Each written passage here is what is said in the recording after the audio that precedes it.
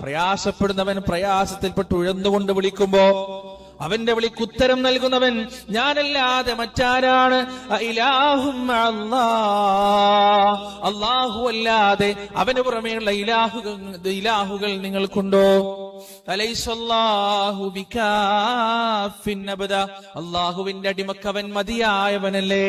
എത്ര ആയത്തുകളിലൂടെ എത്ര സുന്ദരമായിട്ടാണ് പ്രിയപ്പെട്ടവരെ പടച്ചറബ്ബ് സുബ്ഹാനഹു വ തആല നമ്മോട് ഈ വൈകാരികതയെ കുറിച്ച് ഓർമ്മിപ്പിച്ചിട്ടുള്ളത്, ഈ ബന്ധത്തെ കുറിച്ച് ഓർമ്മിപ്പിച്ചിട്ടുള്ളത്.